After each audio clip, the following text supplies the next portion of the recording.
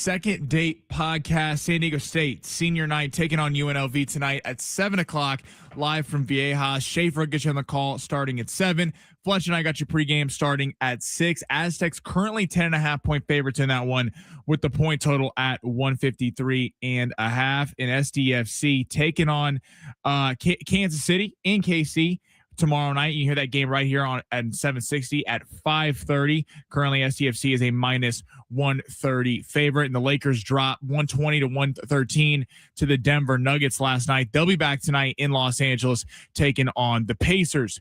Your date left, the food was great, and then nothing. Ghosted, vanished, witness protection perhaps. Brooke and Jeffrey call them and get answers you may not want to hear. Listen to Brooke and Jeffrey's second date update on the iHeartRadio app, Apple Podcasts, or wherever you get your podcasts. Welcome to Fletch Zone. I'm Ben Fletcher. That's Sammy Long. Not like other guys. Where are we going in sports? Sound off like you got a pair. With the madness just days away, Brian Dutcher and the Aztecs look to defend Viejas Arena against the running rebels of UNLV. Despite losing 4 of our last 5 games, we're a game out of first with 1 game to play. We need some help, obviously, but we have to help ourselves first, playing a very good UNLV team at home. Padres spring training continues after yesterday's beatdown of the Mariners. Yeah, it's spring training, but 27 runs is 27 runs. And SCFC their first road test after 2 straight wins at Snapdragon Stadium. And the World Baseball Classic continues. Yep, he's doing it again. The 2-1 now. Ohtani lights it up. It is gone. Ohtani, of course. And the Tokyo Dome is on fire. Plus, we're going over 240.5 in Nuggets Lakers tonight. Give me the Raptors plus 4.5 on the road, taking on Minnesota. You're wrong. Detroit plus 3.5, getting a little revenge against the San Antonio Spurs. Terrible. Crazy knucklehead are terrible. Are you sensing a pattern here? No offense to any of you, but all bets are off. Now we get the weekend started from the studios of San Diego Sports 760 inside the Fletch Zone. Yeah, let's get it going on Friday. What's going on, everybody? Ben Fletcher, Sammy Long with you till 2 o'clock today. We got Aztecs hoops coming up tonight. It's a very busy weekend here on San Diego Sports 760. So welcome in. Enjoy the next couple of hours because I know we will. We got a first-time guest coming on the show. A lot of you know him because of social media. Some of you may know him because of a new podcast that he started with John Schaefer and Kevin Acey. But DSG, Matt from Divine Sports Gospel on social. He and his brother started a Twitter page, and now all of a sudden he's huge in terms of Padres talk. So we're going to get Matt from Divine Sports Gospel on in coming up at 12:30, right, Sammy? Yes, we're going to talk to Matt about what it's like to be in the same room or on a call with Kevin Acey for over an hour. Like what goes into that? What goes into show prep with Kevin Acey? We're going to get all the details behind the scenes. So I'm excited to get to know Matt. I've heard he's a great guy for years, and I've been a fan of his content, but I'm excited to get to know him because of one thing and one thing only. And Sammy, I haven't talked to you about this, but when you told me that you've been DMing with Matt and you got him on the show, I thought about one thing. And I said, this dude broke Griffin Canning to the Padres while at a casino. Oh, I did see that video with this show. Yeah, he was fantastic. He's just rolling around the casino with a beer in his hand. And all of a sudden he's like, hey, Griffin Canning's coming to the Padres tomorrow, so stay tuned for that. And then the very next day it happened. So that's what I want to talk to him about. What's his game at the casino? Is he a craps guy? Is he a blackjack guy? What does Matt get down with? But excited to get to know him. That's coming up at 12:30 today. We got huge UFC fights this weekend. We actually have a huge main event boxing fight coming to San Diego next month that we'll talk about a little bit. And we'll get into some NFL free agency ahead of NFL free agency opening up next week. So let's get into it all here on San Diego Sports 760. Again, if it's your first time joining us, my name is Ben Fletcher. That's Sammy Long. Thank you for being here.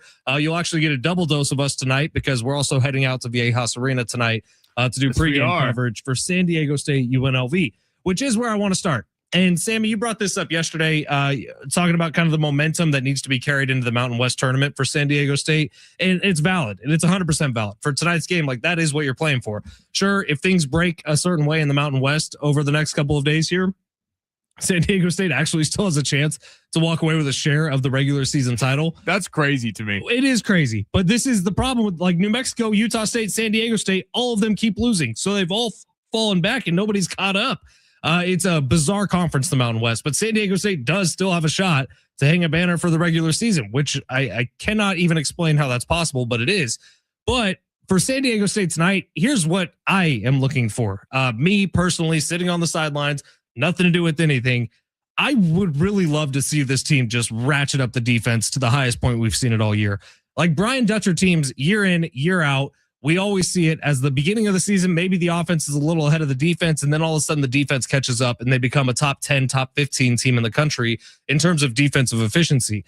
Well, this year it's been bizarre because there's been games where they have that lockdown defense and they look like a really damn good team and they out rebound and they play great. We haven't seen it over the last few weeks. The defense has not matched up to what I imagine when I close my eyes and think about a Brian Dutcher led team. But I know it's possible for this team to play that defense consistently.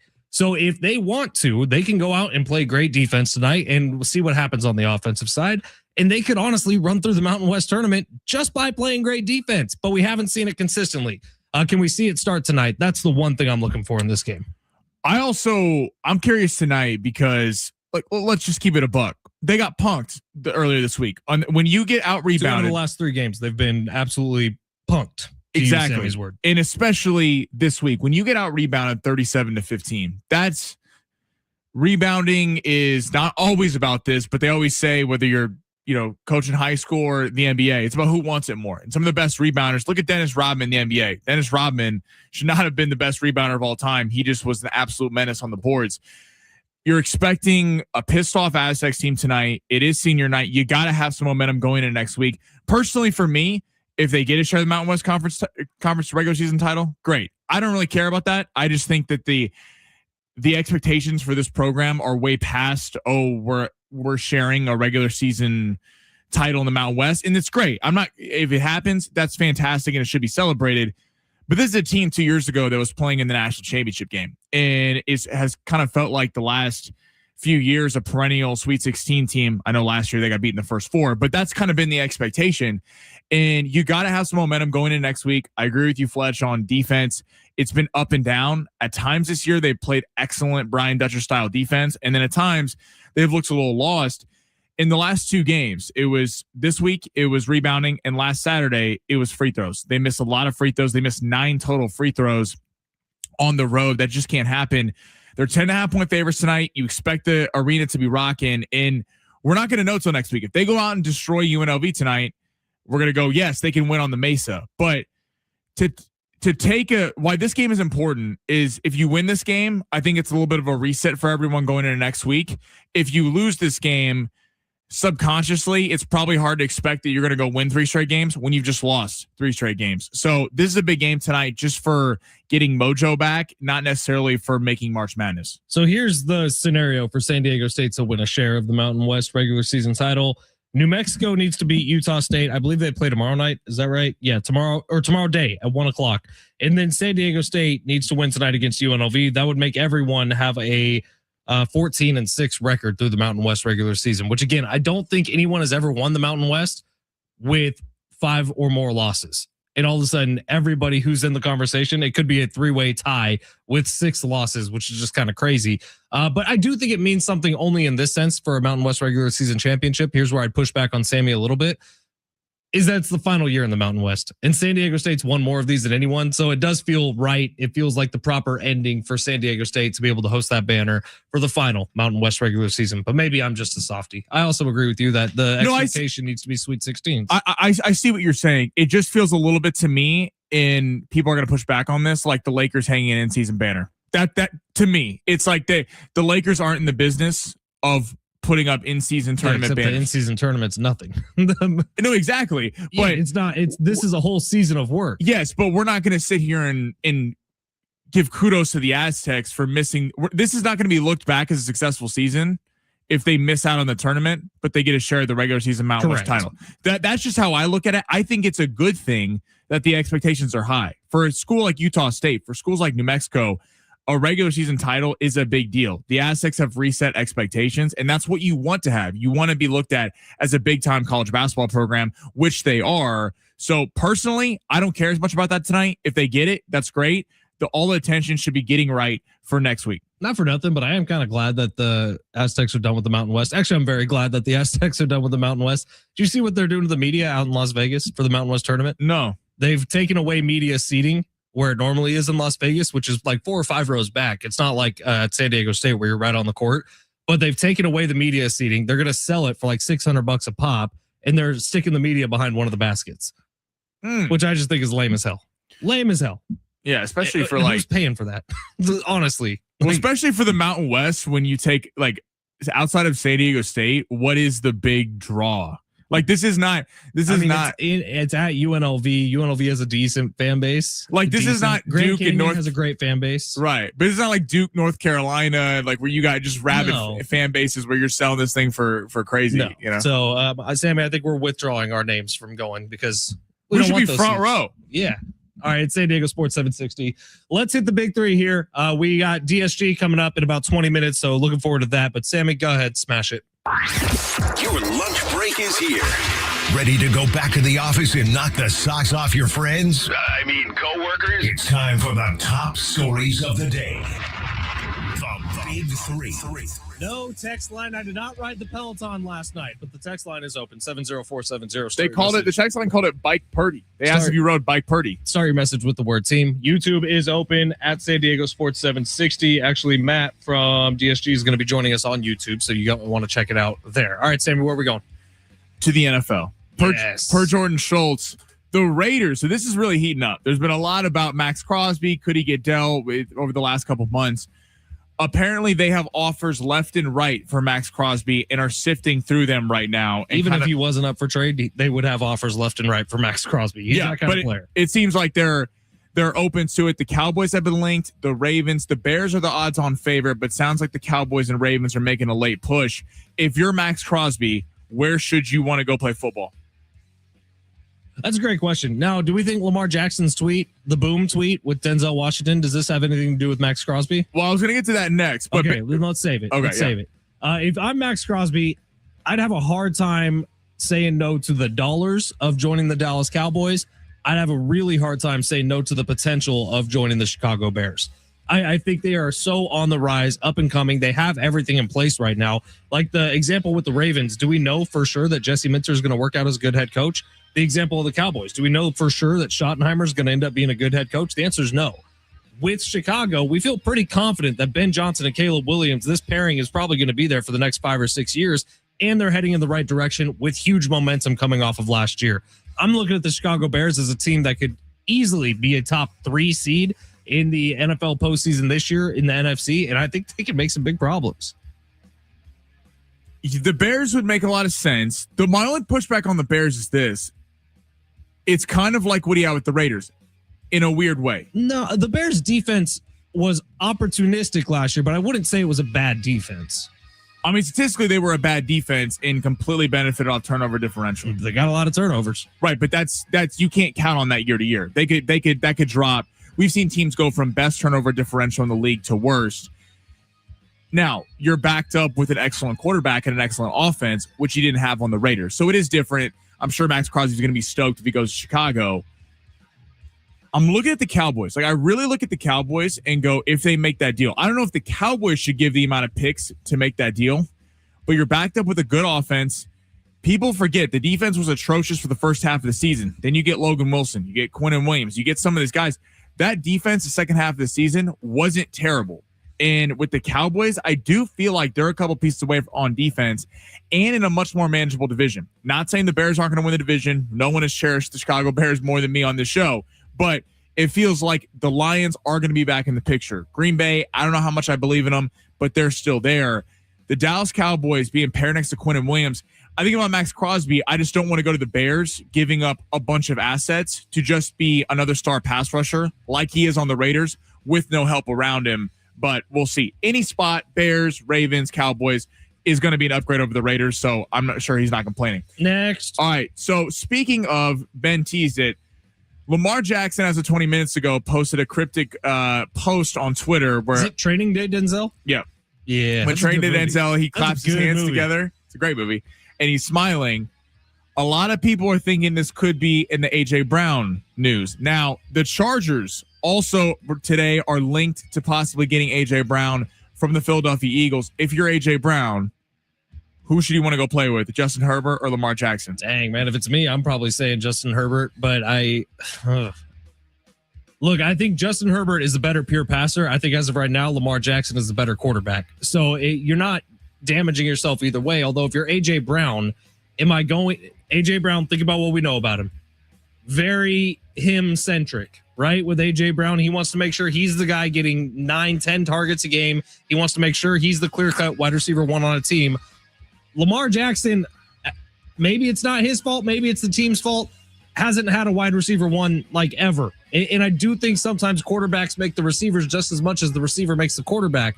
So Lamar Jackson not having a wide receiver one in his history and not making anybody look fantastic in his history is a problem. Justin Herbert has worked with Ladd McConkey, making him look like a wide receiver one. You give Justin Herbert AJ Brown, that's special, man. If I'm AJ Brown, I would go to the Chargers.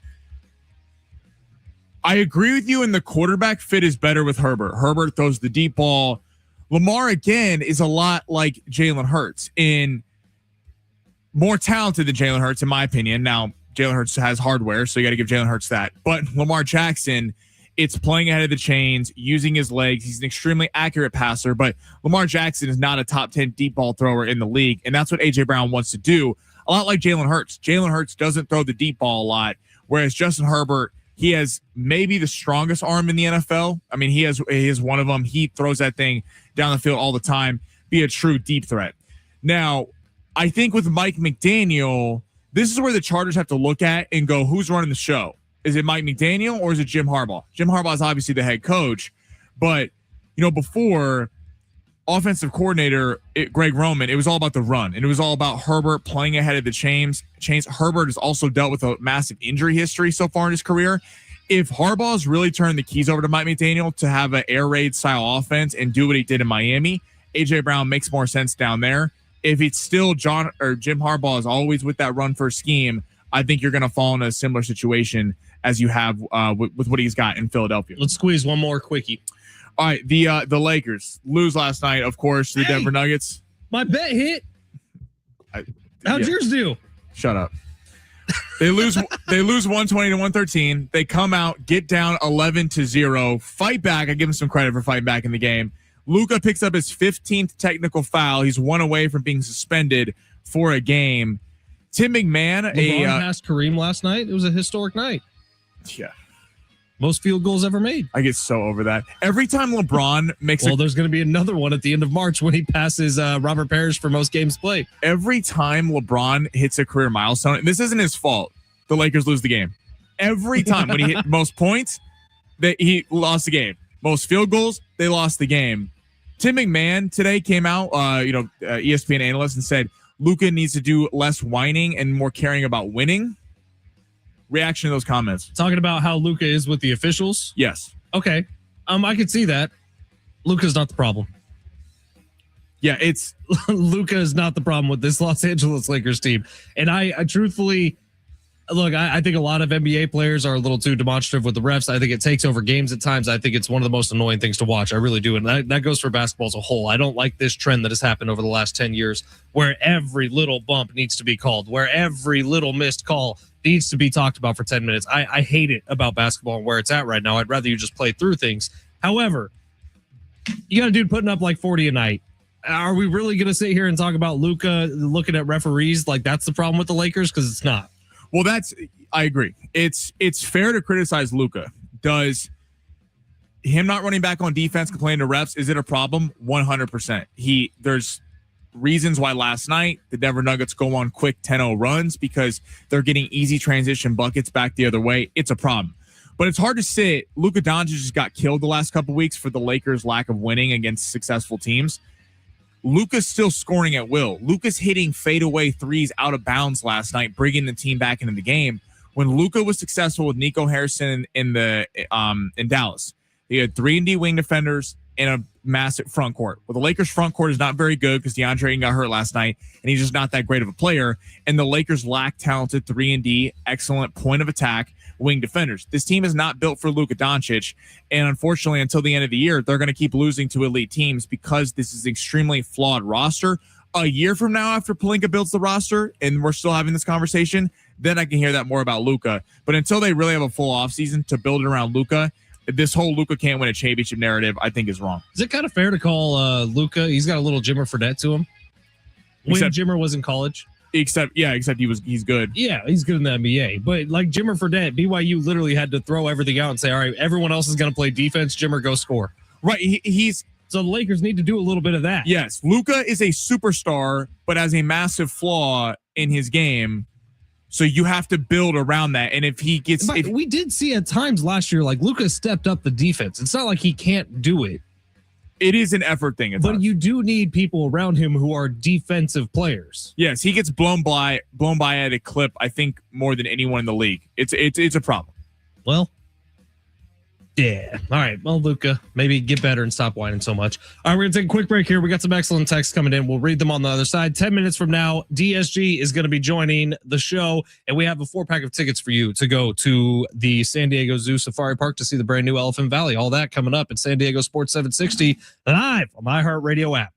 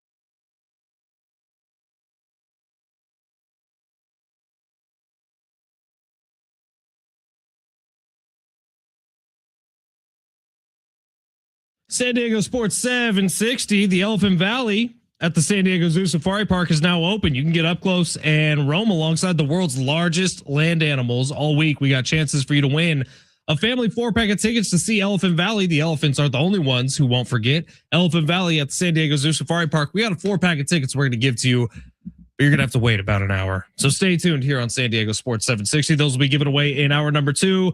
Divine Sports Gospel, Matt Divine, is going to be jumping on the show coming up in about 5 minutes. You'll hear from him on all things San Diego Padres. But right now, let's get to some of these texts. 619, have you boys seen what the Big 12 is doing for their flooring for their tournament from SoCal Jayhawk? If I'm a player, I don't want to play on that court. Have you seen it, Sammy? I have not seen this. So this is the court. I think it's in Arizona. I think it's at Arizona State, where they've basically redone the whole court to make it like an LED screen. So it's like glass almost. And players are reporting that it's slippery, it's slick. If I'm a player, I'm not getting on that freaking thing. I'm telling them to change back to wood because this is ridiculous. If you're a college basketball player in the Big 12 with a shot to go to the NBA and you somehow rip an ACL or tear an Achilles because the court is slippery, I'd be pissed. Well, and I mean, it does look really cool though. Look at what just happened. I know this isn't the Big 12, but Caleb Wilson, one of the biggest stars in college basketball, out for the season in North Carolina. And North Carolina obviously is a massive brand in college basketball, massive fan base, and he's a fun player to watch. He's going to be a lottery pick in the NBA draft. So yeah, if there's a 5% chance this leads to more injuries, what is the Big 12 doing? I will say it looks badass. They can do a lot of different things with it. It's kind of like, the Vegas Golden Knights sort of made it cool to do the projector on the ice beforehand. That's not changing the ice at all. That's not changing the composition of what they're playing on at any moment, but it looks awesome. So it's like they're trying to get something similar to that, and they're changing out the court for essentially a screen. And it just looks like such a mistake to me. It leaves you open to a lot of problems for Big 12 players. I hate it. I really do. Yeah. I mean, and when talking about the Big 12, like there's some massive stuff. I mean, think of the amount of teams, your Houston, your Kansas, your Arizona. I mean, Iowa State, countless right before March Madness, you're going to make them play on a piece of glass. Yeah, it's a mistake, and and players have come out and said, no, this court feels weird. It feels slippery. It feels different than anything we've played on in our lives. And so if you're the Big 12, you have to be looking at this like how I'm sure they spent a gajillion dollars on this thing. And by the way, it's going to be used for advertising for halftime shows. It is amazing. Like we talked about the Aztecs so far this season and how it's been frustrating at times because the team has looked like at home against Utah State. That looked like a team that we thought was going to be the team heading into the season. Then there's been times your Colorado States where they've looked a little lost, Grand Canyon at home. It is cool in college basketball. You do get the lifeline of, everyone gets a lifeline and it's hard. You got to go 3 straight games and the chances of that happening are very slight, but it is like the conference tournament week is so fun and kind of underrated because obviously March Madness is the best, but if you get hot at the right time of year, you can get in the tournament. All right. Elephant Valley tickets coming up in hour number 2. Coming up next, Matt from DSG is going to be joining the show. Can't wait to talk some Padres with him. Can't wait to talk some casinos with him. My dude's breaking Padres news and casinos. Yes, sir. Come on. We'll get to that on the other side. It's San Diego Sports 760. You're listening live on the iHeartRadio app.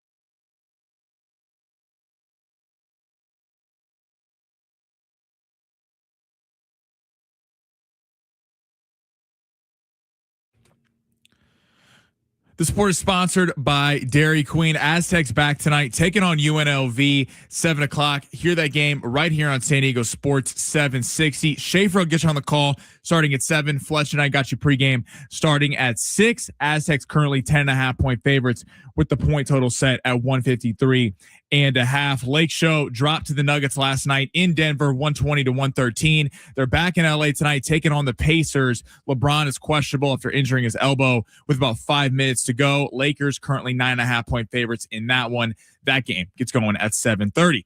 Whoever said opposites attract was definitely talking about the new spicy menu at DQ. Spicy flamethrower chicken strips served with a dip of sweet DQ soft serve. Sounds wrong, but tastes so good.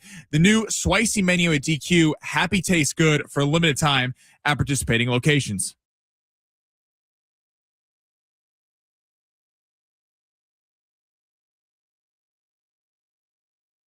San Diego Sports 760. Ben Fletcher, Sammy Long with you till 2 o'clock today. John Schaefer is going to take over then. Sammy and I are actually going to be back on tonight, getting you ready for San Diego State UNLV. We'll be at Viejas Arena. Swing by, say hi, scream some inappropriate stuff towards Sammy. He would love to hear it. Yes. But give us a fist bump. We'd love to see you out at Viejas Arena tonight for the final regular season game ever in the Mountain West for the Aztecs. How about that? At Viejas Arena. All right. Padres won like 26-7 yesterday or something outrageous like that. With that, we bring in DSG. You know him by Divine Sports Gospel on social media. This is actually my first time meeting Matt. Matt, how the hell are you, man? Good to finally meet you. Likewise, fellas. Ben and Sammy, thank you so much for having me on.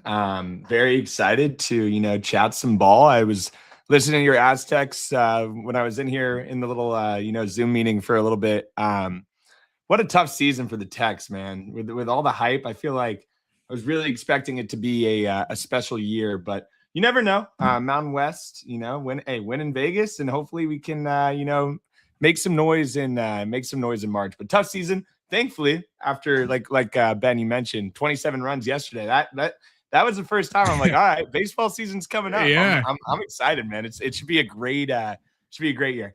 Yeah, baseball is here, man, and it's fun. And by the way, if the Aztecs somehow win the Mountain West tournament and go to the Sweet 16, we all forget about this season and what happened during the regular season. That's all that matters. People forget. 2022, I think it was.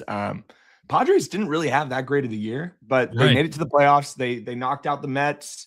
They went in. They beat the Dodgers. Obviously, like people talk about 2022, like it was this like amazing magical season. I'm like, the regular season wasn't that great. All that matters is the postseason, right? So if the Tex can make some noise in Vegas and make the tourney, I'll look back very fondly of this year, and I'm hoping for it. So I want to get your thoughts on the ownership situation, some of the moves the Padres have made, and everything leading into this season. But are we fine just giving you credit for the Griffin Canning report? Because I think you were the first person. Yeah, I appreciate that. And were you in a casino when you broke that news? I was. So I actually live up in San Francisco now. So born and raised in San Diego. I grew up in Sabre Springs, which is like right on the cusp of Scripps Ranch and Poway. Yeah. So I grew up there, went to Mount Carmel High School, went to Cal Poly, got a job up in SF. So I've been up here for a little bit. But yeah. I went to Cal Poly. Oh, really? Go Stanks, baby. That's awesome. How old are you, Matt? Were we there at the same time? I was there 2014 to 2018. We were there at the exact same time. No you guys never cross paths? Those were my years. I had no idea. We have to talk about. We'll have to chat after this. That's crazy. Yeah, dude, I lived on Frederick Street for the last 3 years, so there's a chance you were at my house at one point. I was gonna say we've probably been in the same building once or twice, having a good time. But no, that's awesome. I loved Cal Poly, but no, what I was saying is, I was in Lake Tahoe actually for with some friends skiing up there, and we went to a casino Friday night, and I got a text from a really, really good source who happened to be roommates with Griffin Canning, at UCLA. So he texted me, and I'd met Griffin before, and Griffin's a really nice guy. So he texted me, and he was like, "Hey, Griff signing with the Padres." I went on Twitter, didn't see any of the big dogs, report it yet. So I was like, "Hey, why not?" So I posted it. Won't lie, I was a little nervous. I woke up in the morning and I was like, "Oh, I really hope I don't have a text full of people saying like, why are you lying about this random pitcher signing with the Padres?" And no, thankfully, Griff was it was legit, and I actually think he's going to be a great arm. He's coming back. I think reports are saying end of April, early May is when he's coming back. He obviously was with the Mets last year and he suffered that ACL injury, but I think he's going to be great. I think the depth of this Padres team is probably the deepest it's been in, at least in the last 6 to 7 years. That being said, we really just need the big dogs to come through. And that's what happened last year in the playoffs, right? You had Machado, Merrill, and Machado, I think it was Machado, Xander, and Tatis went 3 for 23. That can't happen. That's why we lost to the Cubs. Well, Matt, what do you make of, you talked about, Griffin Canning. Yeah. What do you make of the fact that they kind of took a bunch of shots at the dartboard, Walker Buehler, Canning, German Marquez, all these kind of flyers? Did you like that from Preller, or were you more like, go get a Valdez? I know Merrill Kelly turned him down. Just go get a surefire starter. What are your thoughts on that? It's a great question, Sammy. So obviously in an ideal world, right, I would love it if we could just, be like the team up north and just sign whoever we want and for whatever, right? Just hand out paychecks. The reality of the situation is the team's up for sale, and we have a prime, kind of exiting his prime, Manny Machado and Xander Bogaerts. So what you have to do is you had to bring back King or get a Merrill Kelly type. I'm happy we brought back King, to be completely honest. I think familiarity with the organization. I think Michael King at his best is much better than Merrill Kelly. Merrill Kelly might have a higher floor than Michael King, to be completely honest, given injuries. But I think at his best, I was at that game when he pitched in the NL Wildcard Series against the Braves, 13 strikeouts or whatever he had. That was an elite starting pitcher. That's the one pitcher that people were saying is going to get 200, 300 mil. We got him back. We need a healthy season from King. I love the idea of what Preller did, right? With Tristan McKenzie, Griff Canning, German Marquez, Walker Buehler, Marco Gonzalez. You have these arms, and you kind of pray, hey, man, if one or two of these guys can give me 15 to 20 starts at a 4 ERA, that's a win. Also, if you guys have been paying attention, obviously spring training, you do not want to take stats to heart, right? It's spring training for a reason. Not reading the 27 runs. If you watch the Padres Great Britain game, the last inning, I'm pretty sure the Padres minor league team was playing for Great Britain. So obviously take all of these stats with a grain of salt. But I do think for pitchers, stuff shows, right? And Randy Vasquez is consistently hitting 96, 97 on his fastball. If Randy Vasquez, and I loved watching Randy pitch last year. He escaped a lot of jams. I know the underlying metrics didn't like him. I think Randy Vasquez, if he's your number 4 starter and he stays healthy, that's a great number 4 starter. And then all you need is one of these Canning, Buehler, German Marquez, or, a couple of them be in that 5th rotation spot. Not a lot of teams have 5 guys that are going to pitch the entire season, right? There's going to probably be 9 to 10 guys that start at least for the San Diego Padres this year.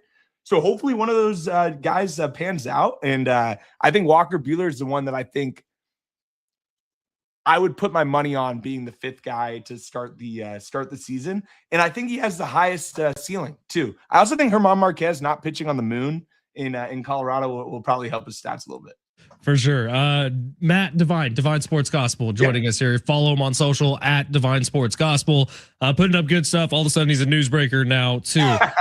But Matt, as we kind of look at the future for the Padres, there's a huge question mark as in who's going to own the San Diego Padres. So not asking you to read fortunes or anything or to tell us who is going to be the next owner of the Padres.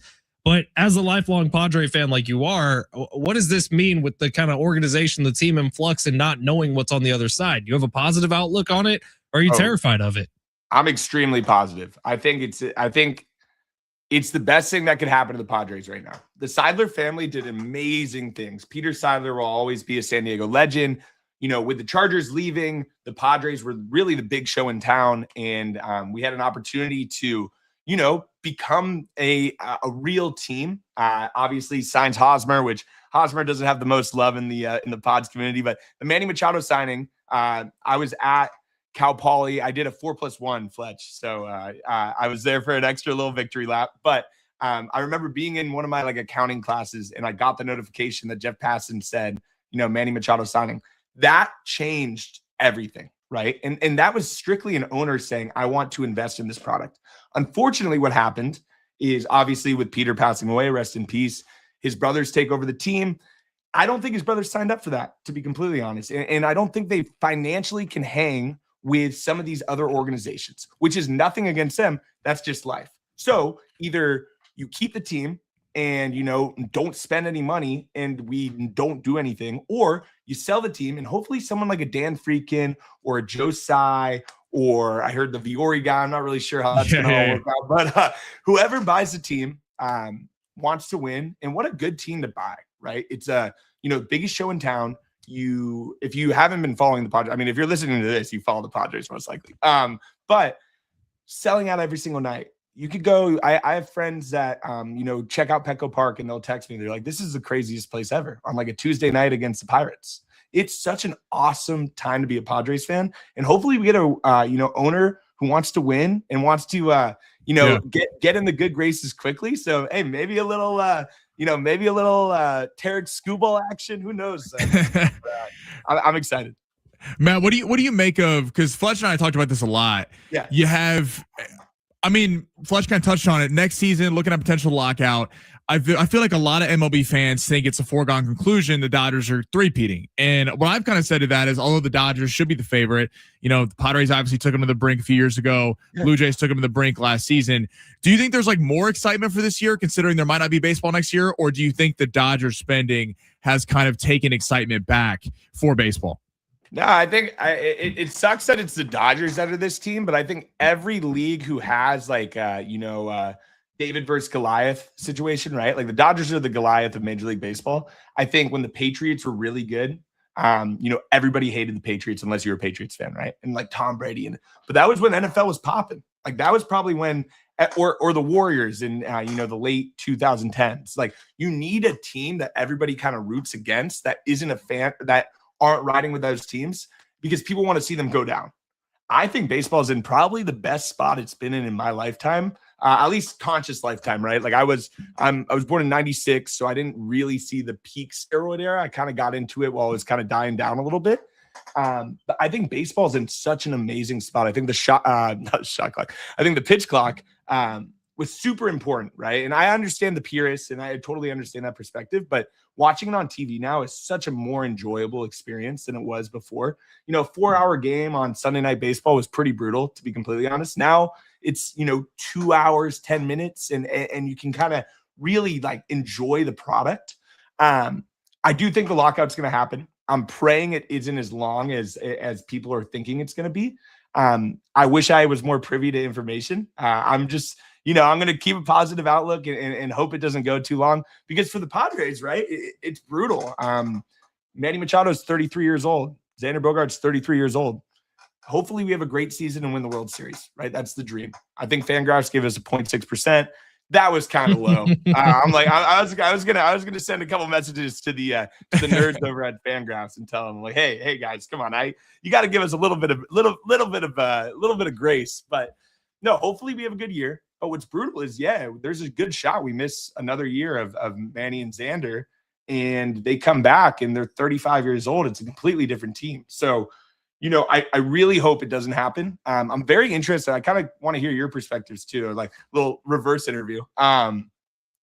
What's your guys' take on, if you were owning, you're going to go and buy a $3.1 billion baseball team and there's a possible work lockout coming up. Does that change your perspective on like what you're buying? Do you think I'm kind of curious how that works, right? I think anybody who's into buying a professional sports team with the lockout looming actually wants to buy a professional sports team to go compete on the other side, because you're not going to be making money for the first 7-8 years if everything is perfect. And if there's a lockout, well, now you have a whole year of missed revenue. So you're not making money for the first 10 years, most likely, of owning the Padres. So buying this thing, unless you intend on buying it, building up Petco a little bit more than it already has been and turning around and selling it in a few years, whoever's buying should be ridiculously invested in making this thing a winner. But we'll see. All right, Matt, we ran out of time, but we loved having you on, pal, and want to do it some more. So thank you for your time today. Great to get to meet you. Everyone go follow him at Divine Sports Gospel. And Matt, instead of going to the casino tonight, just listen to the next segment, because Sammy's going to make us all some money with long shots, which is our betting segment every single day. Thank you, brother. Hey, appreciate you both, man. Go Pods. All right, Divine Sports Gospel. First time having him on the show. It was a pleasure. Can't wait to do it again with Matt in the very near future. It's San Diego Sports 760. Sammy, 0 for 3 last night. Brutal beat last night. What are we doing today? Is this a foursome, threesy? Where are we going? You're gonna have to tune in, but all I can tell you is a little tease is every sport will be involved. Every sport's involved. That's next. San Diego Sports 760 live on the iHeartRadio app.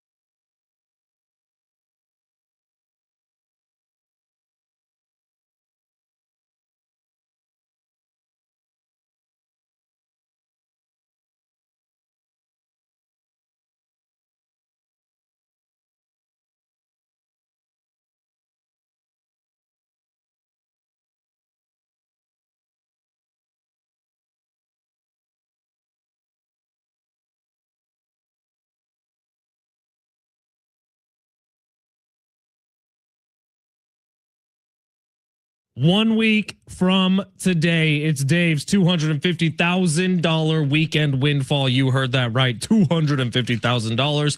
Hey, it's Fletch for the Valley View Casino and Hotel. Get on out to Valley View for Dave's $250,000 weekend windfall next Friday, March 13th. You could be one of 10 guests who's going to spin to win 25 grand. That's right, 10 guests could walk away next Friday night with $25,000 each. Plus, more play is going to be awarded throughout the night. That's free slot play.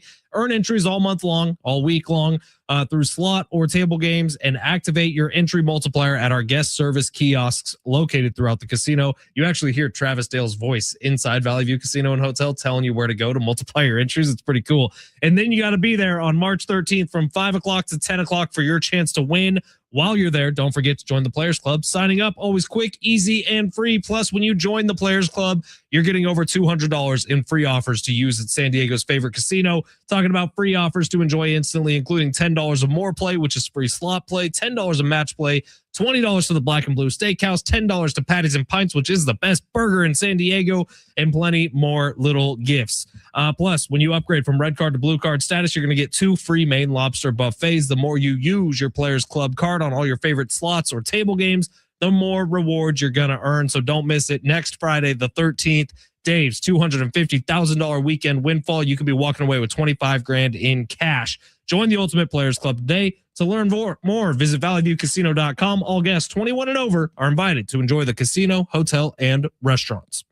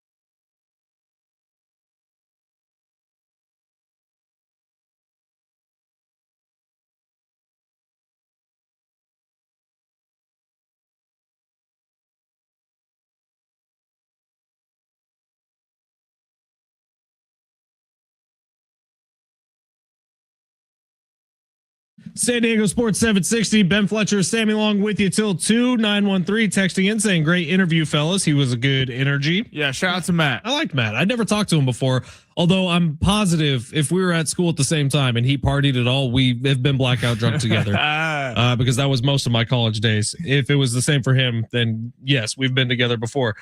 619, man, when does Quacked get his own segment called Quack's Facts or something? Definitely not Quacked on Padres sending that in. What's up, Quacked? Dude, you are welcome on this show. Yeah, come on, Quack. You want. You let us know and we will make it happen. 858, Fletch, have you named your Peloton yet? And is it still a virgin? No and yes, I guess is the answer to that. I haven't named it and I haven't ridden it. Stop asking. I'll get on it when I want to get on it. That's a quitter's mentality. You need to set aside some time. Hop on the bike, take care of your health. Here's the thing. Today, this is just today in my life. Ready for this? I got to work at 4:30 a.m. No, I got to work at 5 a.m. this morning, a little late. I will be done working tonight around 10 o'clock. Okay. When am I getting on that bike? 10:30, baby. At 10:30 at night. Hey, grind never stops. At 10:30 at night, I will be in my backyard, cracking open my first beer of the day, and then going to sleep shortly after. That is what will be happening at 10:30. So tonight. No Fit Boy summer for Fletch. At least not this week. And let me get through the Mountain West tournament. We'll see. Hopefully I get through all of March Madness. And then maybe after I go to spring training, I'll come back home and I'll get on that stupid bike. That currently is a towel rack. Disappointing. Disappointing. All right, Sam, let's get some long shots. Make us all some money. You looking for some luck? Want to win big? Gotta play big. You are so money and you don't even know it. Time to take a chance Say that to me and his man. with long shots. By the way, Xander Schauffele's kind of cooking. Where's he at? Oh, he dropped down a little bit. Never mind. He was tied. Looks like it's hard to bet, huh? He was tied for 6th. He's now tied for 8th. He's in a good spot. But man, Daniel Berger is just having the freaking rounds of his life. He's 13 under. No one else is better than 7 under. Xander's at 5 under. So he's doing good. Top 10. Massive UFC fight tomorrow. Massive. Okay, Charles Oliveira, Max Holloway 2. Hell yeah, First brother. fight, Holloway took him out a minute and 39 seconds into the fight. I have not read up on this. Is this BMF? Yeah, it is BMF. I almost said F, yeah, but F, yes. Holloway's taking him out again. Okay. And normally picking knockouts, it's a little, bettors usually want to go for the knockout. People want to see it. So some casual money comes in on KOs, but here's why he's going to get it again.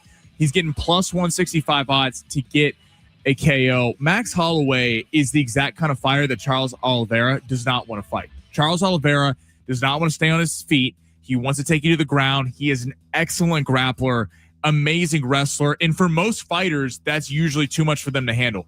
We talk about in boxing, a boxer versus a puncher, power versus a technician. In the UFC, it's a grappler versus a striker. Max Holloway, though, has been in some absolute wars. In the way he has, over the years, built up his jab, he has an excellent reach advantage. He's going to keep Oliveira off him.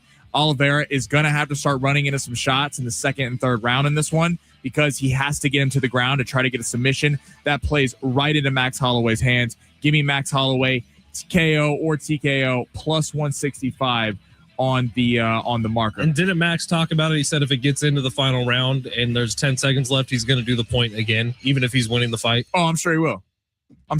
That was one of the sickest moments in sports. Yeah, that was that. Was it Gaethje that he was fighting? It was Gaethje, and then he knocked Gaethje out cold 1 second. So badass. So I think he's getting the KO plus 165. Get you some value on that because he is the favorite at minus 220. All right, Knicks Nuggets tonight. Give me New York on the road against Denver minus 1.5. The Lakers don't have what the Knicks have to expose the Nuggets' weaknesses. The Lakers don't play man-on-man defense, but we did see the Lakers when they came back in the second half because there was a dreadful start to the game last night. The Nuggets get up 11-0 almost immediately a couple minutes in. When they went with the small ball with JJ Redick, it actually gave the Nuggets problems, and they double-teamed Jokic farther out, except the Knicks have better defenders than the Lakers. So there's a reason why the Knicks are 1.5-point favorites on the road. They have the rest advantage. And Mikal Bridges, Jalen Brunson, even though he's not a great defender, Karl Anthony Towns, OG Anunoby, they have the length on the perimeter to get after Jamal Murray and not let him run off those screens, which the Lakers were just absolutely decimated by. I like the Knicks on the road tonight after an emotional win for the Nuggets last night. Give me the Knicks minus 1.5. Oh my God, are we going tennis? I did not have tennis big in here. Damn it! Isn't Indian Wells is happening right now? Perry Bus, we got to get to the big matches here in a week or two. Trust me, there will be Perry Bus. By the way, why don't we have Perry Bus tickets to give out and John does, and we're the only show in the city that talks tennis? Sammy, it's a station thing. It's all good. No, I'm just asking. I'm just asking. All right, and we got a college basketball pick. Tomorrow, Arizona State, Iowa State. Now, Iowa State has burned us before, but we're going back to the well because we're not quitters. Minus 14.5. Give me Iowa State at home. Arizona State beats Kansas earlier this week, gets a huge first half lead. Odd game for the Jayhawks. Bill Self gets ejected. Darren Peterson, they call a tech on him. Marco Jackson. Arizona State tried to give that game up at the end, except Kansas just kind of kept shooting themselves in the foot. Iowa State's brand of defense is going to get after Arizona State. Again, emotional win for them. I know they're on the cut line. They're only 16-4 on the season. Diop is excellent for Arizona State, averaging about 6 rebounds a game. And Odom, that's the entire offense. If Odom has a big game, he averages 17 points per game. If he doesn't, this is the way it goes. Iowa State has one of the best defense in the Big 12. They're going to make it hard. They're not going to let Odom beat them. Give me the Cyclones minus 14.5. I know it's a big number, but they're going to cover it tonight. So Iowa State minus 14.5 tomorrow, against Arizona State. Give me the Knicks minus 1.5 on the road taking on Denver. And I like Max Holloway to repeat in the second fight, get a KO at plus 165 tomorrow night. I like it. Hour number 2, plus those San Diego Zoo Safari tickets are coming up next. Don't go anywhere. It's San Diego Sports 760 live on the iHeartRadio app.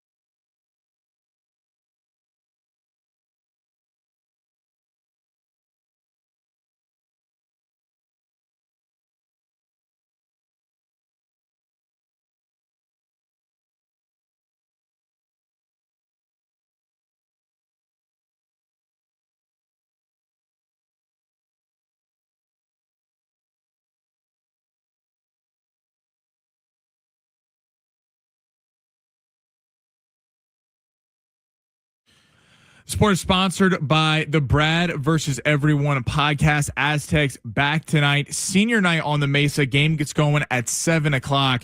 Taking on UNLV. Schaefer gets you on the call at 7. Fletch and I pregame starting at 6. Betting line has come down to San Diego State -9.5. And SDFC back tomorrow on the road taking on Sporting KC. That game is at 5:30. Of course, you can hear that right here on San Diego Sports 760. SDFC is currently a -130 favorite to start 3-0. Dangerous social media trends, media scandals, dumb TikTok boycotts, and more. Keep up with all the online stories mainstream media ignores by listening to the Brad versus Everyone podcast on the iHeartRadio app, Apple Podcasts, or wherever you get your podcasts. Welcome to the Fletch Zone. I'm Ben Fletcher. That's Sammy Long. Not like other guys. Where are we going in sports? Sound off like you got a pair. With the madness just days away, Ryan Dutcher and the Aztecs look to defend Viejas Arena against the running rebels of UNLV. Despite losing 4 of our last 5 games, we're a game out of first with 1 game to play. We need some help, obviously, but we have to help ourselves first, playing a very good UNLV team at home. Padres spring training continues after yesterday's beatdown of the Mariners. Yeah, it's spring training, but 27 runs is 27 runs.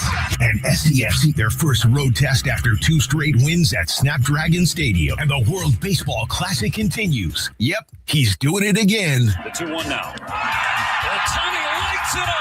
It is gone. Ohtani, of course. And the Tokyo Dome is on fire. Plus, We're going over 240.5 in Nuggets. Lakers tonight. Give me the Raptors +4.5 on the road, taking on Minnesota. You're wrong. Detroit +3.5, getting a little revenge against the San Antonio Spurs. Terrible, terrible, terrible. Crazy knucklehead, terrible. Are you sensing a pattern here? No offense to any of you, but all bets are off. now we get the weekend started from the studios of San Diego Sports 760 inside the Fletch Zone. It's hour number 2 here on San Diego Sports 760. What's going on, everybody? We got a 4-pack of tickets to one of the hottest tickets in town these days, the San Diego Zoo Safari Park, the brand new Elephant Valley. You got to go check this out. So we're going to give those away this hour. Don't go anywhere. No, text line, I have not named the Peloton. 858 says Fletch's dad probably used to ride his $20 Schwinn bike 19 miles uphill in the snow, and his son can't even get on his stationary. What a shame. My dad actually, he does the stationary bike Shout thing. out to Papa Fletch. See, Papa Fletch is caring about his health on the bike, taking care of himself. Fine, I'll get on the stupid bike. Not today. Maybe not tomorrow either. Maybe Sunday. Why not tomorrow? Because tomorrow I'm driving up to Fresno, I believe, to go surprise my brother. Hopefully he's not listening right now. Yo, what? Hey, big bro, I'm going to surprise you tomorrow. Hopefully he's not hearing. His team's in the playoffs, and this is like, it's a big deal for him. And me and a bunch of our friends from Merced are going to go surprise him at his game, and hopefully he's Guys, not listening right now. It's a Friday show, okay? I don't even know what's going on anymore. I talked to Dolph Lundgren this morning, the freaking bad guy from Rocky How did IV. that go? It was great. It was great. What? Although he was supposed to be in studio, and then he ended up just calling us, which kind of sucked. But still, we were going to try to get him to punch Travis in the face, and Travis was actually on board for it. Could you imagine taking a punch from Ivan Travis Drago? is not physically fit enough to be taking punches from Dolph Lundgren. Right, but when else in your life are you going to get that opportunity? I know, but like someone who's young and healthy would still do facial reconstruction. Travis Dale was on board. He was there for it. I believe that part. I believe he was on board. I'm saying because his poor wife and It's like kids, in Jackass when Butterbean knocked out Johnny Knoxville. I'm like, Exactly. dude, this is a bad idea. Like, this is not good. like for people to, like Travis's wife is like so sweet. His kids are so nice, and then Travis is trying to get punched in the face by Dolph Lundgren. Like there's just a a misconception here.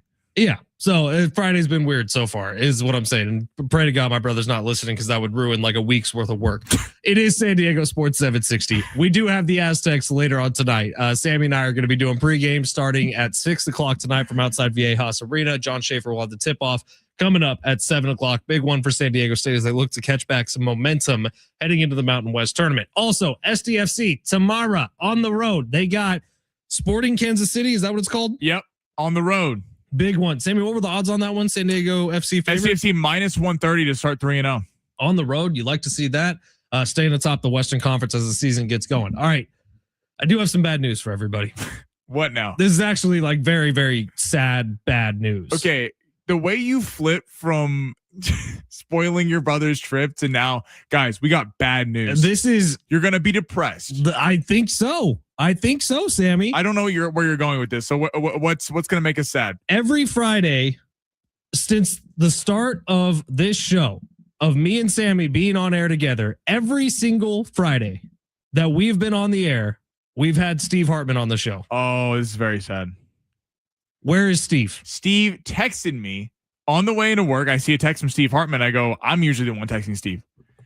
He said, Sammy, let me read the text straight verbatim. Sammy, I will not be able to make it today. No explanation. No nothing. I was wondering, Sammy, sorry, can't do the show today. Is he cheating on us? Is he going to swear to God, if to I hear another radio Steve show? Hartman on what's the radio station up in LA? AM 570. If I hear Steve Hartman on AM 570, he would today, definitely bail on us for AM 570. If I hear him on Petros and Money today, instead of on this show, Petros and Money, I'm fine with. If I hear him not on Indiana radio, here's the thing, because he has a Heisman vote. Steve Hartman has had this 40+ year career in radio, right? He is literally one of the legends.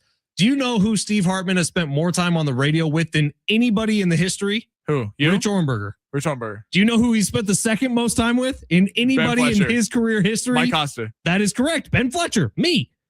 If Steve doesn't jump on this freaking show today, there's a problem. So we were talking about Hartman last week, and because he was on twice. When you were out sick, I had him on, and then he had for his normal Friday appointment at 1:30. And then I happened to listen to Petros and Money because I like to tune in later on because I love that show. And they're talking about Steve Hartman.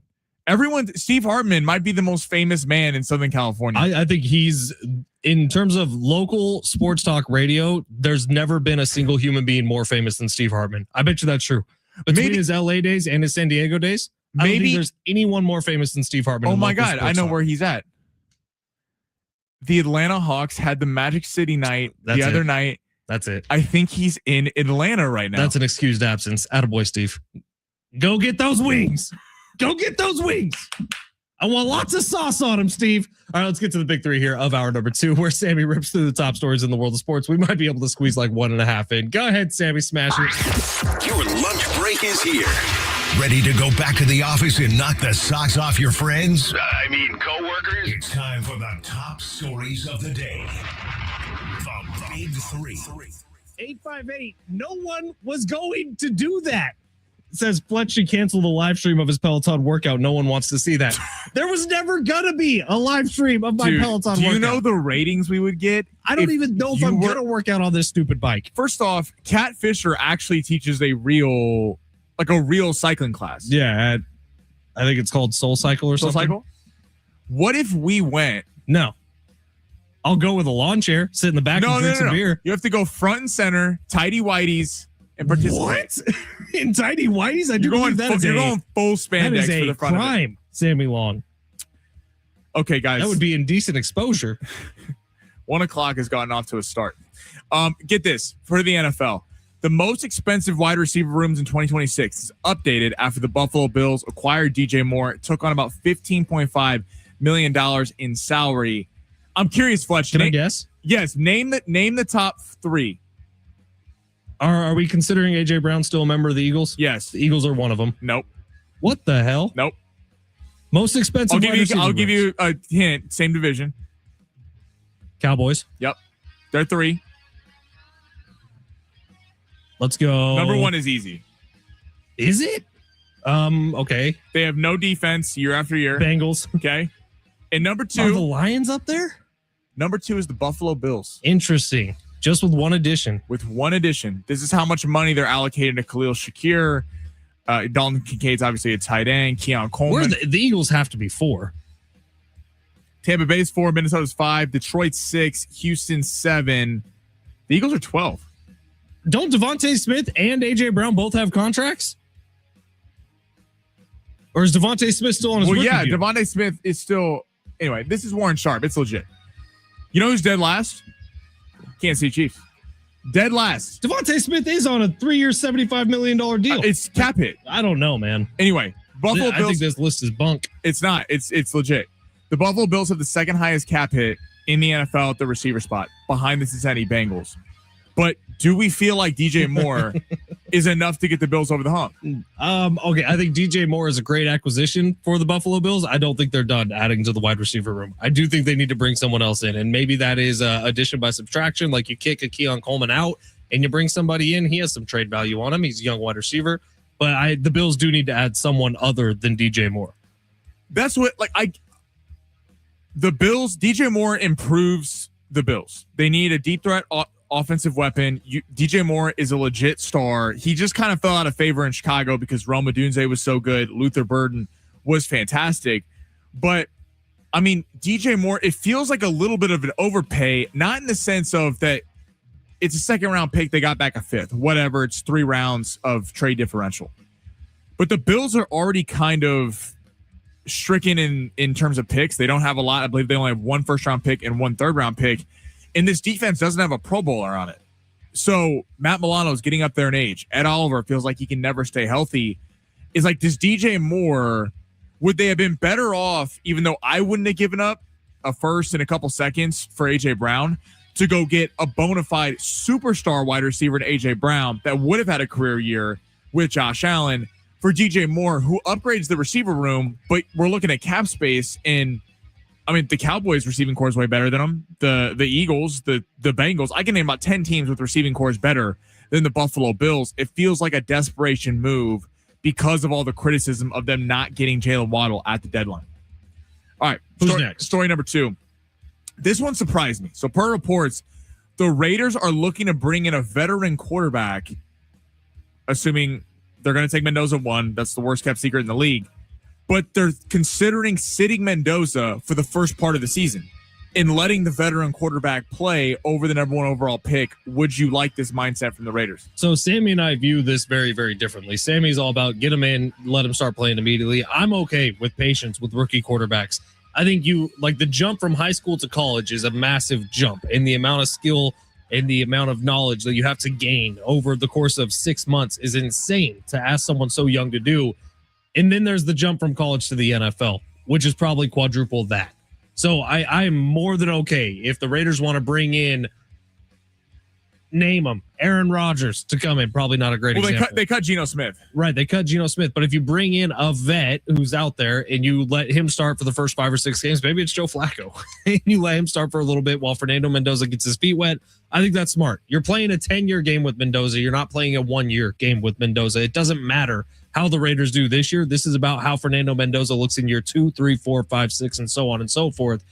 I would be more than happy to see the Raiders do that.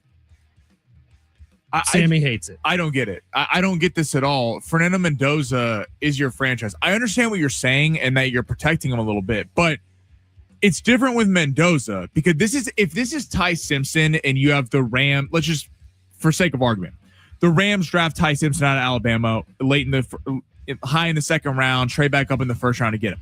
He's not starting right away.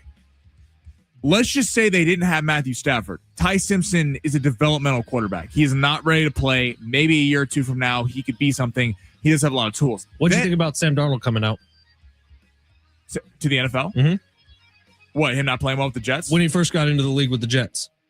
I mean, I wanted him to play, but if that's the Jets. He probably could have used another year. Okay, but that's the New York Jets. This is Clint Kubiak. Clint Kubiak just won a Super Bowl as the offensive coordinator with the Seattle Seahawks. Put faith in Fernando Mendoza. He's going to be the guy for the next at least 4 or 5 years. He's the number 1 overall pick. Why not start his ascension immediately? Why sit him where he only gets to learn for half a season because Joe Flacco's playing, and then all of a sudden he's still on that kind of rookie growth in year 2? Start the process now. Throw him into the fire. I don't get where this coddling came from. Because there's the guys. Well, the newer trend is starting guys right away. That's the newer trend. That's only taken place over the last 10 years or so. It used to always be you wait on a guy.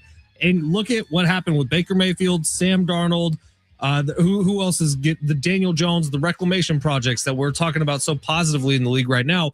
What happened if all of them would have waited a year before they actually started? Maybe we wouldn't have to call them a reclamation project. But you think Sam Darnold would have had success with the Jets if he waited a year? I probably more. He wouldn't have had the seeing ghost quote, I don't think.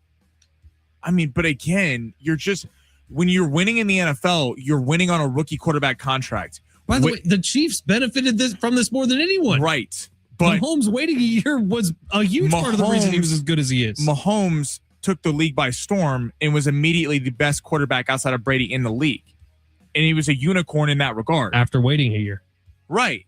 After waiting a year, but look at everyone around him. Every other quarterback, take Mahomes out of it because he's special and he's an all-time great. Justin Herbert played immediately. Lamar Jackson Justin played Herbert immediately. did not play immediately. Yes, he Tyrod did. Taylor was the start of that season. For one game, and then the second game against the Chiefs, they punctured his lung, and he got in.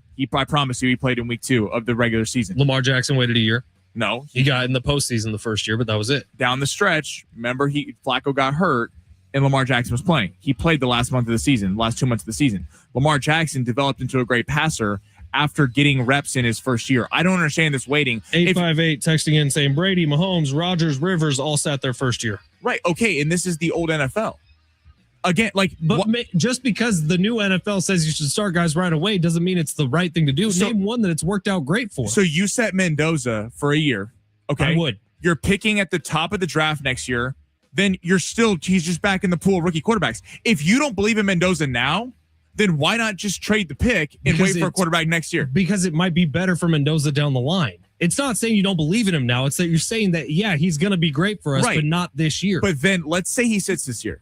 Then he has a nice rookie season next year. Guess what? By the time he's even in the second year quarterback mode where he's ready to win, he's in the third season of his deal. So Sure, and teams look at money more than they look at what's better for the quarterback. But what's better for the quarterback historically has been to sit your rookie season and to get great teaching and great learning. At times. Brady, Mahomes, Rodgers, Rivers. Justin Herbert started immediately. Caleb Williams. Out of necessity. The Chargers didn't want to start him immediately. Tyrod Taylor got his lung punctured. And it worked out well for them because Tyrod Taylor lost that first Has game it in worked Cincinnati. out that well? How's Justin Herbert looked in the postseason? Justin Herbert's been fantastic as a quarterback. Their postseason record is a completely different thing because of the quarterbacks. Jaden Daniels took his team to the NFC Championship in his first year. That is a unicorn. But Caleb Williams in his second year exploded. Bo Nix in his second year exploded. Drake May in his second year exploded. Wow, Sammy giving credit to Bo Nix. Things have gone. I upside mean, down. like if Bo Nix had waited, we got to take a break. It's San Diego Sports 760. You're listening live on the iHeartRadio app. On the other side, we're giving away that 4-pack of tickets. So stay tuned. We'll continue this conversation next.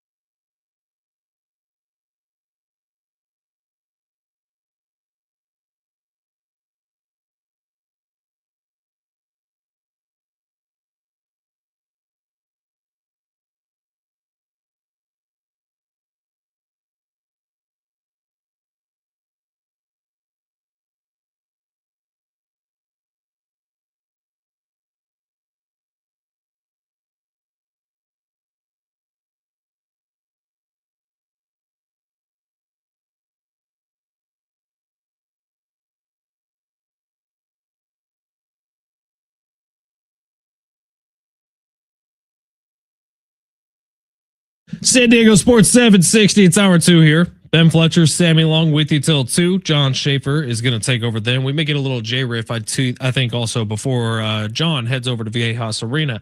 All right, FedEx Trey on YouTube saying it only works if you guys have an Aaron Rodgers type guy in that quarterback room or like an Alex Smith with Kansas City. Trey also saying failed experience is better than sitting, in my opinion. Agreed. 858 Jackson Dart did it last year and sat behind Russ for a couple of weeks. Would you say that worked? I thought Jackson Dart looked good when he was playing, but he was a little too uncautious with his head running into people. What was the biggest problem? My thing with, I would say Jackson Dart worked out, not in terms of a record, but this is why people are high on the Giants heading in this year, because he got that experience of kind of slumming it with no offensive line, no Malik Neighbors, Cam Scatterbu going out. So you feel like he's ready to go for next year after having learned his rookie year. My thing, and we're talking about Mendoza, there was a report that the Raiders might sit Fernando Mendoza by signing a veteran quarterback for at least part of the season or the full season. Why I'm against that is if you're the Raiders and you have a reason for excitement, Ashton Genty, rookie contract. Brock Bowers, I believe, is still on his rookie deal, about to get paid. Mendoza going to be on a rookie contract. Not that the Raiders are winning this year in that division, but sitting Mendoza for a year. Now Genty's going into year 3 before Mendoza's even taken a snap, and Bowers is getting paid. The whole kind of youth movement in Vegas goes away because you'll be allocating so much money to the offensive stars. And I think financially is the biggest reason for Sammy's argument to work out. For the side of, hey, you get a rookie quarterback, you got to see what you got just in case you need to move off of them and make other decisions in the draft. But I do think the investment in the person long term, it is better off if they're able to sit and learn how the NFL works. This is drinking from a fire hose time. From the time Fernando Mendoza's name gets called till the first snap of game number 1 for the Las Vegas Raiders this year, it's going to be the most overwhelming 3-4 months of his life. More than that, 5 months of his life. Does your opinion change if he's going to a team with a good offensive-minded head coach? I would always prefer for my quarterback to sit a full year that I'm drafting in the draft. And that's pretty much across the board, no matter if it is the best prospect of all time, the Andrew Lucks of the world, or if it's a guy like Baker Mayfield, who it was a bit of a flyer pick for the Cleveland Browns when they picked him. I would always be on the side of sit for a year, or in Aaron Rodgers' case, sit for how many? 3 years? Did he sit behind Brett Favre? Yeah. Jordan Love sat for 3 years behind Brett Favre. I think the hit rate historically has been so much higher when guys sit and learn before they get into a single NFL game than it is when you force people out there. In fact, the bust rate when you just put people out there right away is ridiculously high. When Trevor Lawrence, we started taking seriously as a quarterback this year. But because he had those failed experiences first year. And a lot of it was piled against him. The Urban Meyer situation. Was it Urban Meyer? Is that who I'm thinking of? Yeah. Urban Meyer coached. And Doug Peterson. Doug Peterson, I think gets a little too much blame, but it was also a disaster for Trevor Lawrence. But you do look at the history of the NFL, the guys who have had the most success in this league have sat at least 1 year behind a starter who was going to get replaced eventually. And sometimes it works out great. Alex Smith, Patrick Mahomes. Alex Smith was the perfect leader for Patrick Mahomes to sit behind for a little bit. Yeah, and it definitely helped Mahomes out. I'm not saying I don't see the argument for sitting behind someone. Obviously, it's going to help. It's an investment is what it is. In the world we live in, because Mahomes got to take out, because even the first time we saw him, he lit it up. But he did sit behind Alex Smith, played in one game his first year against the Broncos the last week of the season. But because Herbert played every game outside of week 1 his first year, Lamar played his first year, and then we saw Josh Rosen play his first year, and then they move off him for Kyler Murray.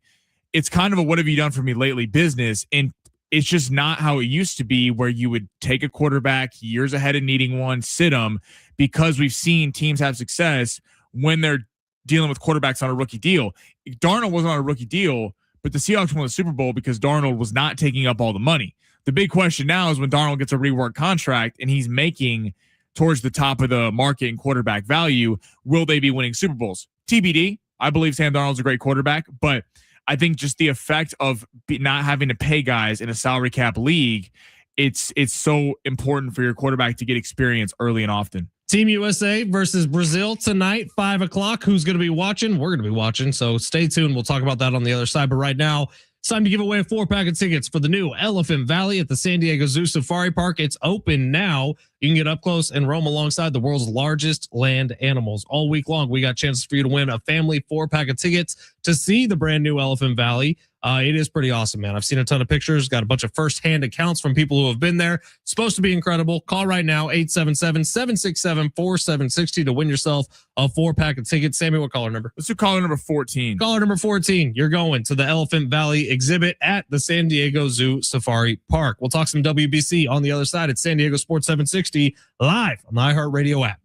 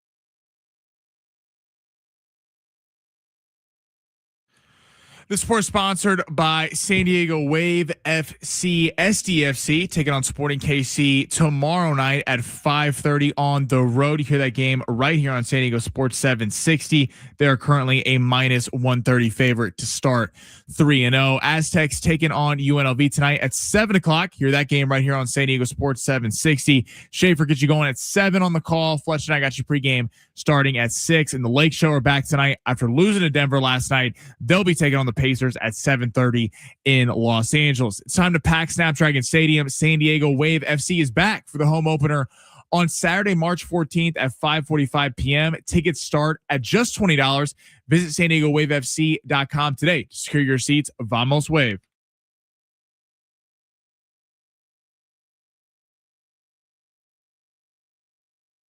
San Diego Sports 760, Ben Fletcher, Sammy Long with you till 2. Usually Steve Hartman is here right now. For anybody expecting Steve, I apologize ferociously. The text line has a lot of opinions on where Steve is. I don't think we can read a single one of them on the air. Yes. Sammy, I think you had a good theory. Was it last night that It was the other night. It was the Bucks game that they were honoring Magic City. I thought they were doing it. Or when is it? I thought it was Atlanta. They were doing it the night they were playing the Orlando Magic. Was the whole maybe I'm wrong. I think you're wrong. When is Magic City night? I thought it was when they were playing against the Orlando Magic. Think this will get flagged on iHeart Wi-Fi? No, we're all good. Oh, March 16th. Oh, we got time to go. We still have 10 days. There's no way Steve is in Atlanta right now. So he has no excuse for not being here. We'll think see. He's there early, scoping out the environment, doing the scouting report, making sure he has a stat database on every single one of the performers. It's San Diego Sports 760 and all the wings, of course. Don't forget about the wings, the saucy wings. The WBC gets going here in earnest today. There were some games earlier this morning. Shohei Ohtani in a second at bat of the WBC smashed a Grand Slam, monster Grand Slam. I'll tell you, it does stink that he plays for the Dodgers because he is one of the most exciting players I've ever seen. When he connects on a pitch, I said this morning on KGB. Do you remember, like, growing up watching Barry Bonds, when he would hit a baseball, it would sound different than when anybody else hits a baseball? Right. That's how I feel about Shohei Ohtani now. Like, watching him square up a pitch, and I don't even know if he squared this one up. He was kind of reaching for it a little bit.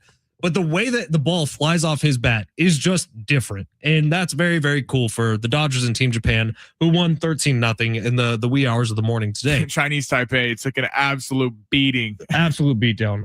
But U.S. plays Brazil tonight at 5. Dominican Republic plays against Nicaragua today at 4. And both those games are in the U.S., so they're on decent time for us. But I'm getting more excited for this as it gets closer.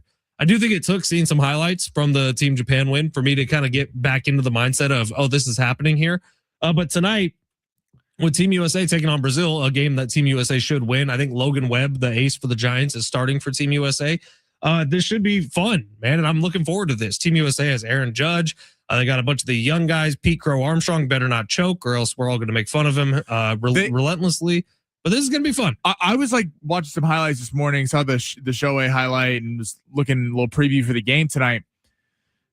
I do think what's fun is, as you know, all of us listening and people watching the Padres, whatever team you're a fan of, massive baseball fans, in what baseball lacks, and we love it. And I love the fact that it's 162 games, and you feel like during the summer months, especially when you're in between, you know, the NBA and then the NFL, and there's like kind of that lull, and there's something every night. Are you about to say the word that Manny Machado hates more than any other word on the planet? What? Urgency. Oh yeah, Manny Machado does not like when you question his urgency. But there is a lack of urgency during the Major League Baseball season. There's a lack of urgency. It's hard for this is why the NFL, people go, why is it so much more popular than anything else? Because a team can go from a span of being 4-0 to a couple weeks later on the outside looking in, because every game means that much to the league. It is kind of gross that in baseball you have a 4-game series somewhere. You say, "Oh, I'm happy if we just come home winning 2 of them." Right. And I mean, you have divisions where you could lose 8 straight games. They're like, still got a 7-game lead. You're fine. I mean, that's where the lack of urgency comes in. But with watching the WBC so far a little bit today, it's fun seeing competitive. It's like a playoff feel baseball. Not always with some of the pool play games that you know countries are heavily favored in, but it is fun seeing competitive baseball right off the jump. Sometimes when you see competitive baseball right off the jump, and then you see it on opening day in the first week because everyone's juiced up, and then you kind of get into the lull of the season. You forget why playoff baseball is so good because it is just ratcheted up about 10 notches. Yeah, they say at least like the math would point out that a standard like 1 win for an average NFL team equates to like 5 wins for an average Major League Baseball team. Like that's what it ends up being on your schedule. 5. I feel like that'd be more like 15. I'm talking just wins. So what a win would mean to you at the end of the year. So if you take 25 wins, picture that's a 5-win season in the NFL, which obviously would be terrible either side. But as we get closer to it, baseball is cool if you take baseball in chunks, and watching it on a night in, night out basis. Baseball feels very much like the nostalgia based green grass, fun sounds, big moments. Hopefully the Padres superstars do what the superstars need to do for the Padres to go on a little bit of a run here. But I am looking forward to tonight. I'm looking forward to seeing what Team USA does. I'm looking forward to see what Team Dominican Republic does. I did hear Schaefer on that Padres Collective podcast he does with Kevin Acey and our buddy Matt from DSG talk about what you've been bringing up, Sammy. The fact that if Fernando Tatis Jr. goes out there and hits 5 home runs for Dominican Republic and then starts off the season with the Padres, it hits like 2 home runs in the first 20 games. It puts more pressure on all the guys because I don't think some people go, oh, maybe they get more leeway because they had to ramp up early. I think it's the exact opposite, especially as a hitter. A pitcher, I could see, listen, you had to ramp up, then you kind of ramp back down, then you're back into the season. I could see a little bit more leeway with that, but I mean, there's really no excuse for a hitter to not just keep kind of that momentum from the WBC heading into the season.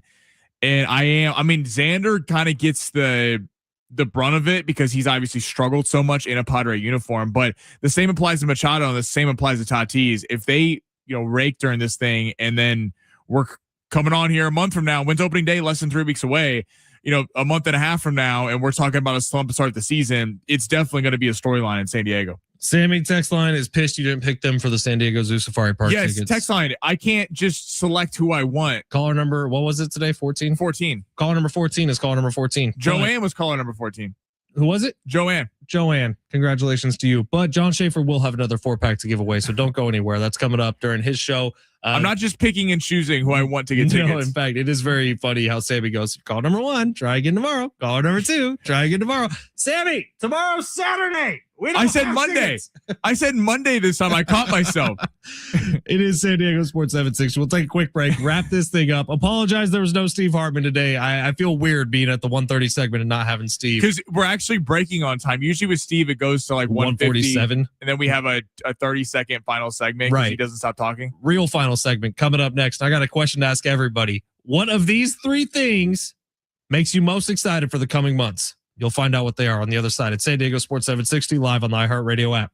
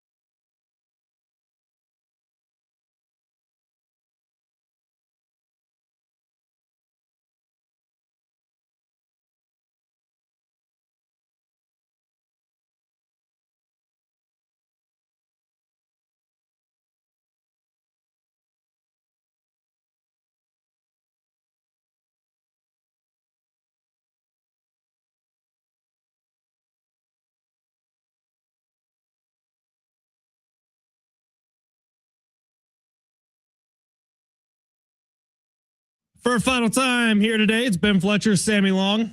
With you till 2. John Schaefer will take over then. Sammy and I will be back starting at 6 o'clock live from Viejas Arena. If you're heading out to watch the Aztecs game tonight, swing on by, say hi. We'll be in the courtyard pregame for an hour, getting you ready for tip-off of senior night. Reesticks and Waters, Jeremiah Oden, lots of seniors tonight being celebrated for San Diego State.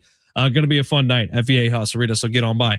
All right, within the year 2026, we got 3 major pieces of media that are going to be hitting our feeds. The Boys comes out early April 8th, I believe. For that. The final season of The Boys is Billy Butcher turning evil. Like, there are lots of questions need to be answered. Billy's not turning evil. They released a promo, a little vignette of Homelander sitting in the president's chair in the Oval Office. Lots of things. Billy's not turning evil. He might be turning evil. I promise you that's not happening. What if Billy Butcher kills all his friends because they're all soups now? Yeah, but I mean, he's going to get Homelander. I think Billy Butcher might be turning evil this season. We'll see. Jason Eccles, the guy from Supernatural, is back this season as Soldier Boy. I'm excited for The Boys. The Boys is going to be unreal. It is. I'm hoping if they don't screw this up, it has potential to be one of the best seasons of television ever. Also, if you haven't seen it, do not watch it in front of any other human being. I think you should watch it with your family. It's a great family feature film. You know, if you got 10-year-old kids, watch it with them. So I've been hanging out with Schaefer after the show to help him out because he's doing 4 hours by himself. And someone was texting in that Sammy in the Deep. And that's an old show reference from a year ago. And Schaefer had no idea what it meant. And you guys are best friends, aren't you? I was enjoying watching John Schaefer try to figure out what the Deep is on The Boys. That is the number one thing fans are looking forward to with this new season of The Boys is to see how the Deep dies or if they have the stones to actually kill the Deep because he deserves it. All right. So that's the first thing. That's April. And then we have to wait a little bit, but also in the year 2026, Dune 3, Avengers Doomsday, all coming out, all in the same year. 3 major pieces of stuff going on here. What are you most excited about? Oh, probably the Boys. I feel like the Avengers, it reached its peak. It's like, I said this to you at the break. It's like MTV. It's like a killed hair metal. It's like it got so overexposed that then it went to the grunge. It's like the moment, not that grunge is bad, but it just Travis Kelce and Jason Kelce stopped being cool because they were just everywhere. Oh, please, they're always cool. But I mean, maybe in your eyes, the Avengers was such a cool event. Like when we saw Avengers Endgame, I remember where I was, being around the block at a movie theater, but it feels like they just keep kind of cycling this and a bunch of new characters. And it doesn't feel the same as it used to with the characters that everyone grew up on. I'm still pretty excited for the movie, and Robert Downey Jr. is back. Now he's Dr. Doom. Well, also, I'll see it. I mean, yeah, I'm going to go to the theaters to see it. That'll also be an event. Dune 3, I'm also wildly excited for. I know some people call those movies boring. I love those movies. Those movies are good. I think they're awesome. And if you see them in theaters, the spectacle that they are, I think is a really freaking cool thing too. But I think I am Team Sammy on this one. The Boys, if you haven't watched it, is special. It's also the only one of those 3 things that carries an R rating, and it should be further than R with some of the stuff that they do on that show. But The Boys' final season coming out, I mean, you're expecting the freaking world to end in that show. I think it's the least popular of the 3 by far. Well, yeah, the Marvel brand carries weight in and of itself. Dune's exciting, even though it's a ripoff Star Wars. And before everyone goes, "Oh, Dune came out before Star Wars," let's stop. Dune did come out before Star Wars. Yeah, but it's not as good. But it is a good movie. But what I'm excited for, like if anything, Star Wars ripped off Dune. Please. It's a very similar storyline, and one was written like 20 years before the other one. Star Wars, its own category. Don't need to compare it to anything. I'm going to see the Peaky Blinders movie tonight. Oh, I didn't even know there was a Peaky Blinders movie. You didn't know it's coming out tonight? Maybe my biggest blind spot in shows, pop culture, anything. I've never seen Peaky Blinders. Oh, and I know I would love it, and everyone tells me I would love it. You would actually like. I know everyone says that you would genuinely love that. Here's show. the problem: like Cillian Murphy, one of my favorite actors ever. Tom Hardy might be my favorite actor ever, and I haven't watched it. Tommy Shelby, dude. Once you, one of the great characters of all time. I know once I get into it, I won't be able to stop, which is why I think I haven't started. Like, I'd rather just watch Entourage again because Entourage makes me happy inside. Entourage is always a solid go-to. And I don't really need to pay attention when I'm watching Entourage because I have it basically memorized at this point. Like Entourage and The Office, it can just kind of be on and I'm watching it without even watching it. You know what I mean? Yeah. But right. You know where it's going to go. If I were to sit down, I'm going to have to dedicate hours of every single day until I finish Peaky Blinders. I don't think I could do that right now, which is a soft excuse. I should probably start because I know it's just like your excuse for the Peloton. It's like, get up on the bike and ride it. See, how am I going to watch Peaky Blinders if I have to ride an exercise bike? The Peloton's got a screen. This isn't going to work. Put it up the TV. This was a good week, everybody. Thank you for being here. We appreciate the hell out of you. If you're just trying us out for the first time, thank you. Today was a fun show. We had Matt from DSG on a little bit earlier. Fantastic. Follow him at Divine Sports Gospel. Great Padres content. He's also on that new podcast with John Schaefer and Kevin Acey that they release weekly. We didn't ask him what show prep is like with Kevin Acey. I would imagine it's a lot like just talking to Kevin Acey, which isn't a bad thing. But like talking to Kevin Acey, sometimes you kind of feel like you're pulling teeth. It's like Kevin is very mood dependent. What you mean, Kev? Kevin is very mood dependent. And then sometimes you ask him a question and he knows the answer, and then he'll go, yeah, he won't say it. He's like hiding out on us. That's Kevin. Speaking of which, you'll hear Kevin on the show coming up on Tuesday at 1:30. Can't wait for it. All right, we're done. We'll see you at 6 o'clock tonight. Thank you for being here. Ben Fletcher, Sammy Long, out.